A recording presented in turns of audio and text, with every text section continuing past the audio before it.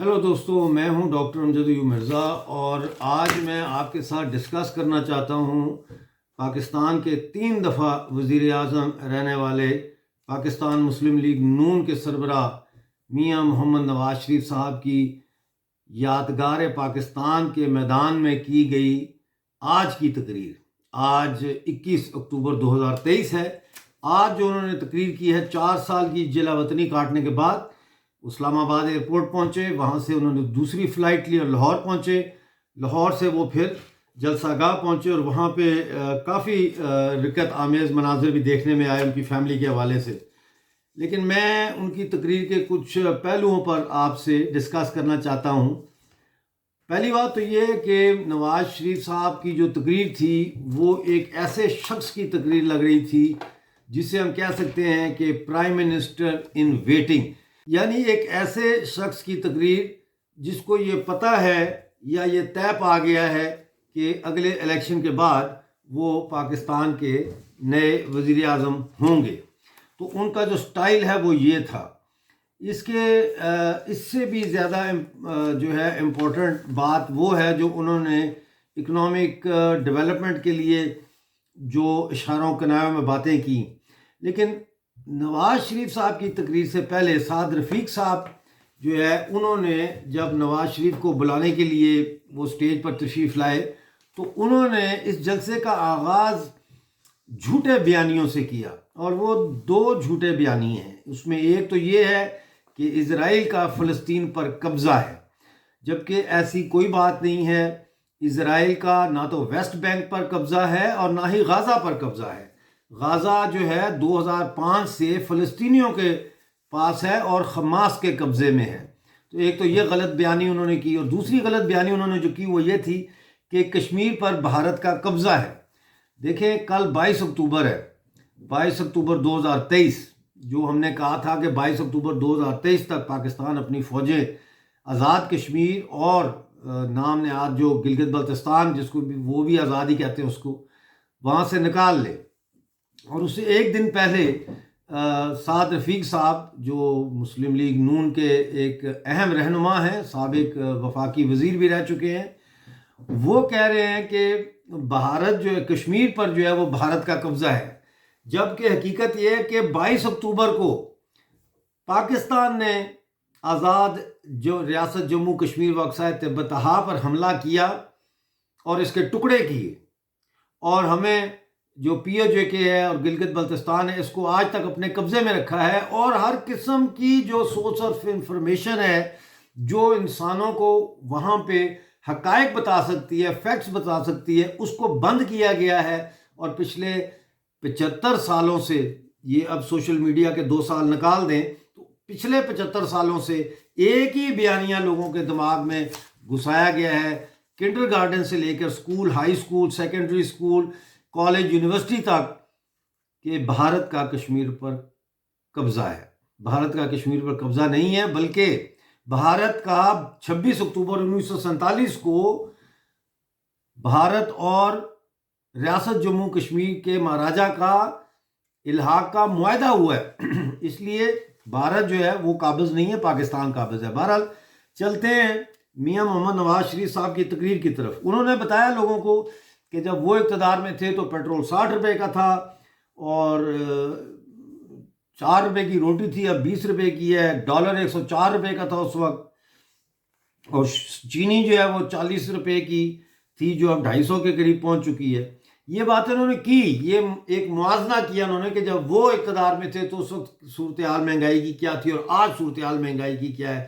انہوں نے خاص طور پر بجلی کے بلوں میں اضافے کی مثالیں دیں جو کہ واقعی ہوش ربا ہے، بہت زیادہ اضافہ ہو چکا ہے۔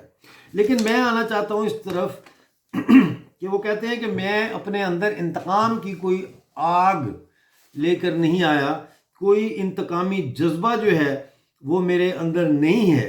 بار بار انہوں نے یہ بات کی ہے کہ ان کے اندر رتی برابر بھی جو ہے وہ بدلے کی کوئی تمنا نہیں ہے، کوئی آرزو نہیں ہے۔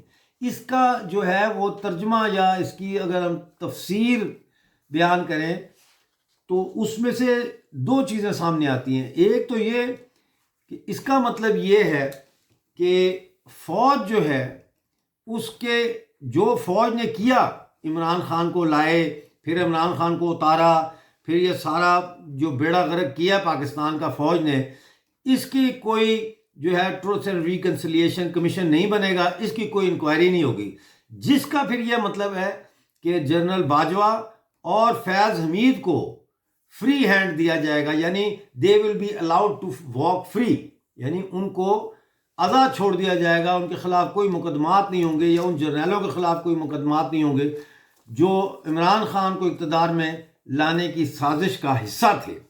تو ایک تو اس سے یہ نتیجہ نکلتا ہے۔ اس کا دوسرا نتیجہ یہ کہ اس کا مطلب ہے کہ فوج کے بجٹ میں کوئی کٹوتی نہیں ہوگی اور فوج کی مراعات میں بھی کوئی کٹوتی نہیں ہوگی۔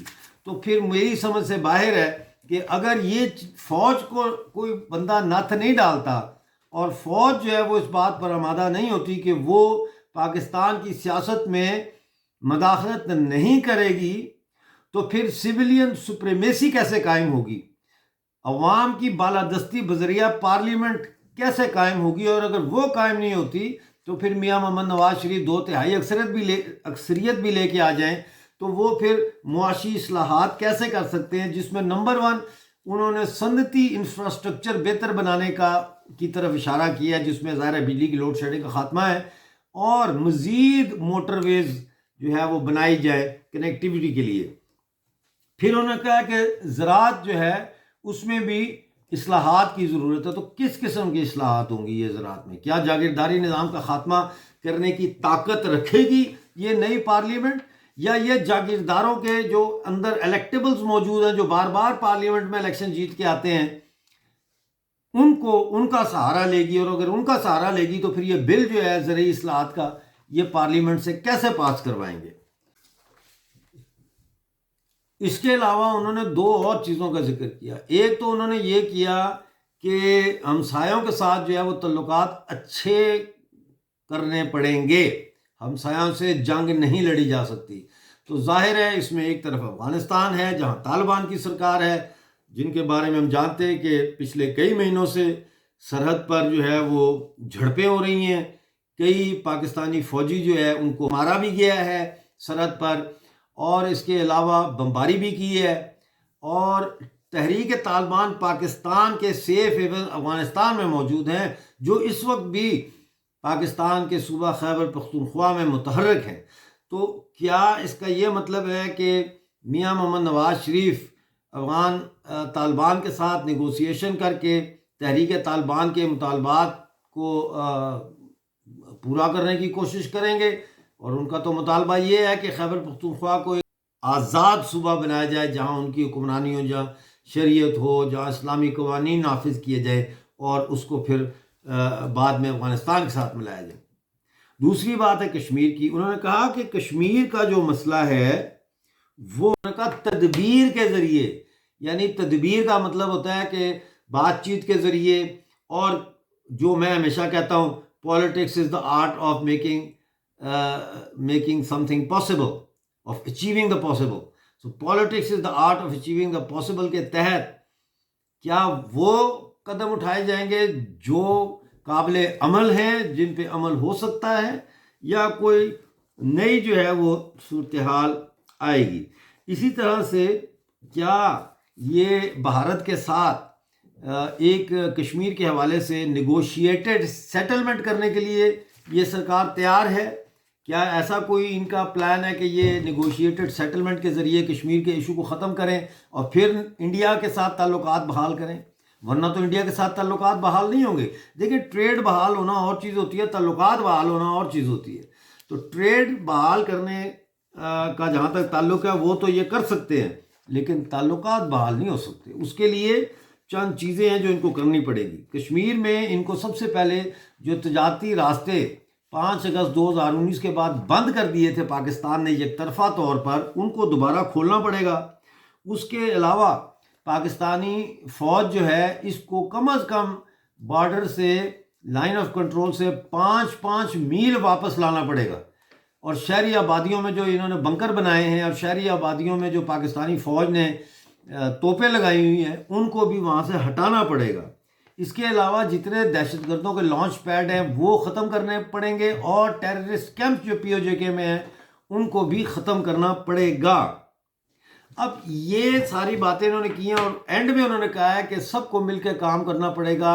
بنگلہ دیش بہت آگے چلا گیا، انڈیا بہت آگے چلا گیا، تو انہوں نے کہا کہ ہمیں پاکستان کو آئی ٹی میں آگے ہم نے جانا ہے اور ہم نے سب نے مل کر کام کرنا ہے۔ اچھا، مل کر کام کرنے کا مطلب جو ہے وہ ظاہر ہے یہ تو نہیں ہے کہ جو سامنے کھڑے ہیں ان کے ساتھ مل کے کام کریں، وہ تو کسی اور کو سنا رہے ہیں نا، جس میں عدلیہ ہے، جس میں جوڈیشری ہے، لیجسلیٹو ہے یعنی پارلیمنٹ ہے، فوج ہے، خفیہ ایجنسیاں ہیں، ان کو وہ کہہ رہے ہیں کہ بھئی میں ڈبل سپیڈ پہ پاکستان کو آگے لے جا سکتا ہوں، ڈبل سپیڈ لگا کے، کوئی ٹینشن نہیں ہے، لیکن آپ لوگ انٹرفیئر نہ کریں، میرے ساتھ ہوں، میرے ساتھ چلیں۔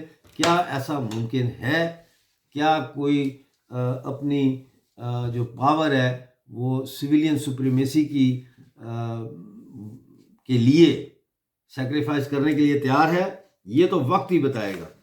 پھر بلوچستان کا مسئلہ آ جاتا ہے۔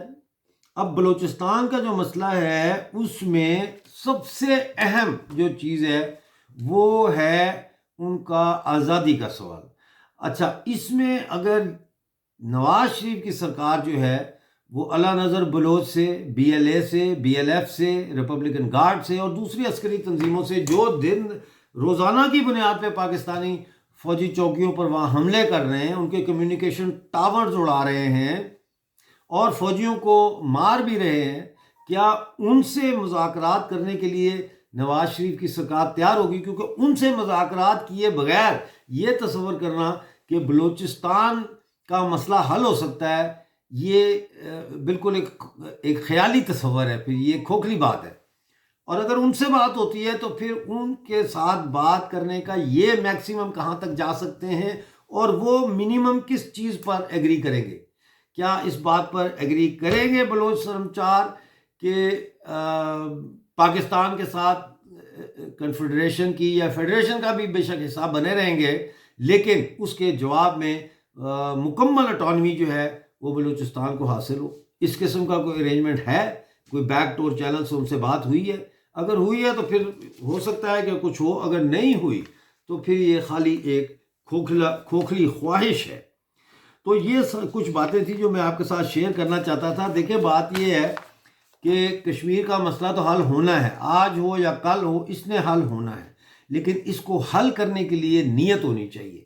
نواز شریف صاحب کی مجبوری بھی ہے کہ وہ کشمیر کا مسئلہ حل کرے، اور مجھے ان کی نیت بھی لگتی ہے، کیونکہ یہ مسئلہ حل کیے بغیر نہ تو وہ ڈبل سپیڈ سے آگے بھاگ سکتے ہیں اور نہ ہی بھارت جس سپیڈ سے آگے جا رہا ہے یہ رفتار برقرار رکھی جا سکتی ہے، کیونکہ مسئلہ کشمیر ایک ایسے کنکر کی طرح ہے جو کسی میراتھن دوڑنے والے ایتھلیٹ کے ٹرینر میں ایک کنکر کی حیثیت ہے اس کی۔ جب تک یہ کنکر نہیں نکلے گا نہ ہندوستان اپنی دوڑ جاری رکھ سکتا ہے اور نہ پاکستان اس دوڑ میں شامل ہونے کا سوچ بھی سکتا ہے۔ Thank you very much for watching. اس کو شیئر کریں زیادہ سے زیادہ۔